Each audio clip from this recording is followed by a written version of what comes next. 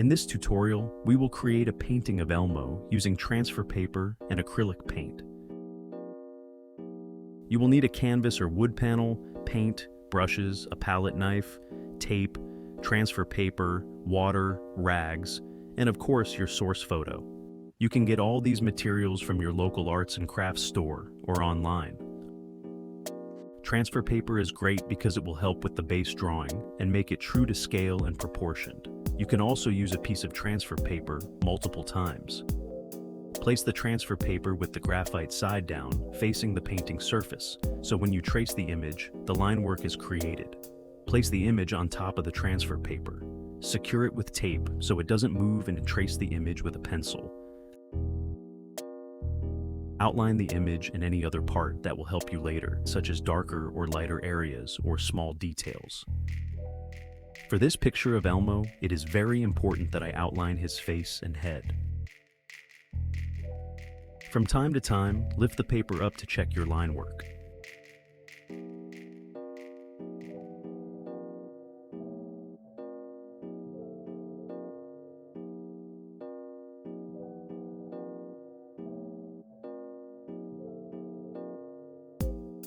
When you are finished drawing your image, do one final check before removing the source photo and transfer paper. Once you are satisfied with your base drawing, it's time to start painting. When starting the painting, I always like to block in the subject matter with a light coat of paint that's translucent so you can still see the pencil marks underneath. This will help as a guide when we start to add more layers of paint.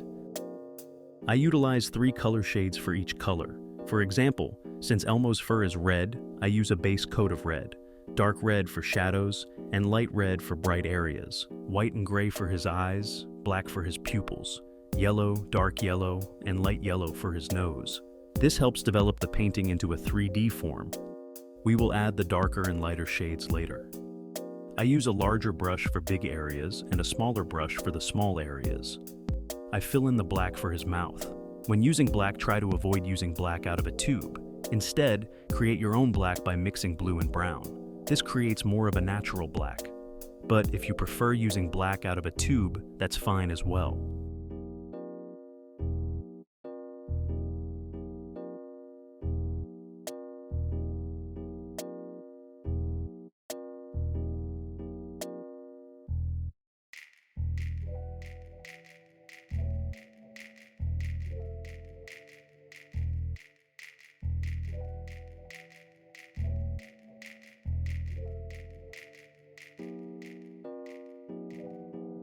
Once Elmo is completely blocked in, you can see it is more of a flat 2D image. You can keep it like this if that's more of your style. I will now color in the background with different shades of gray. Since Elmo is bright red, I want the background to be muted to put the focus on him in the foreground.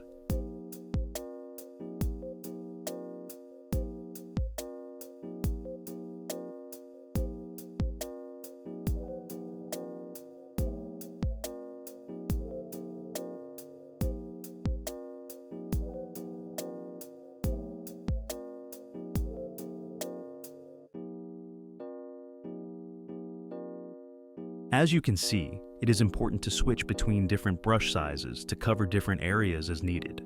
I use a bigger brush for large areas and a small brush for small areas, especially areas between his fur.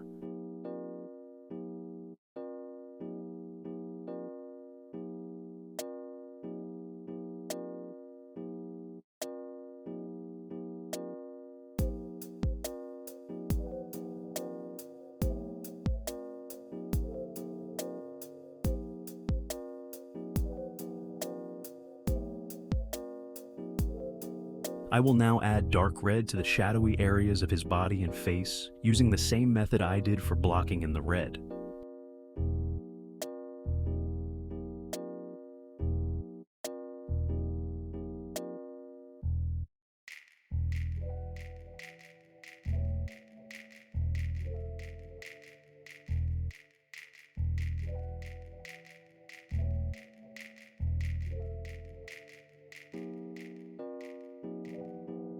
Same method goes for the bright areas, which I use light red. Repeat this process for his nose and eyes.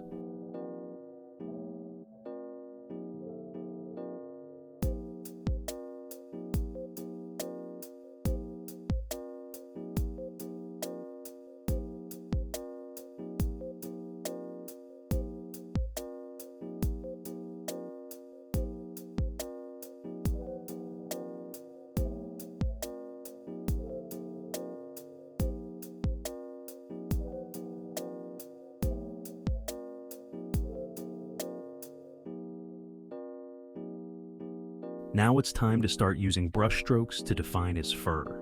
I use different size brushes and colors to accentuate his strands of fur. I am constantly switching from red, dark red, and light red to create a shadow effect.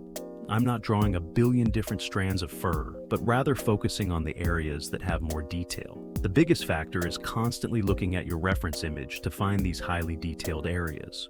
For example, Elmo's more detailed areas are the bright areas where you can see the definition of the fur. I'm constantly going back and forth between different areas because I constantly see more details that jump out to me.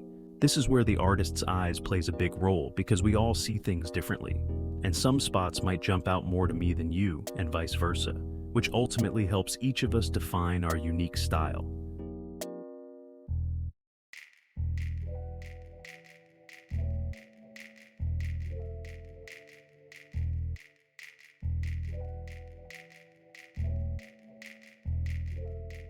I'm switching between different areas, such as his eyes, nose, mouth, and body.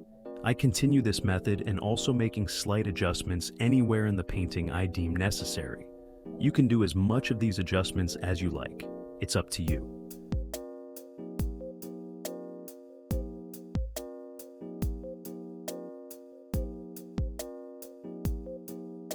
It's very important to wash your brush as you switch between colors, or else your brush will become clumpy and the colors will become muddy.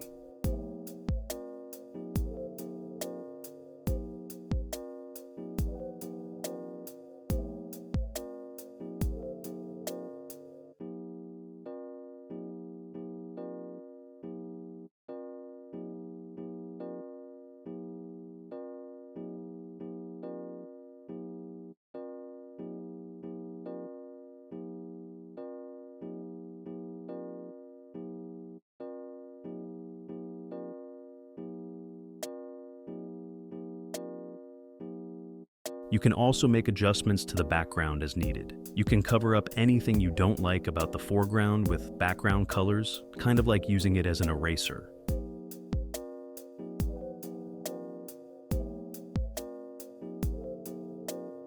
It's a good idea to take a break from your painting, step back and look at your progress, or just simply give your eyes and hands some rest.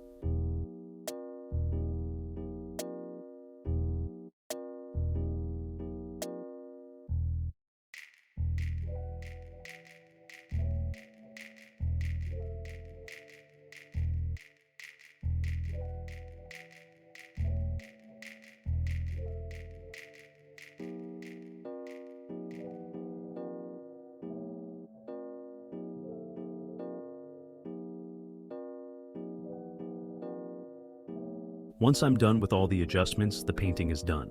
Check it out.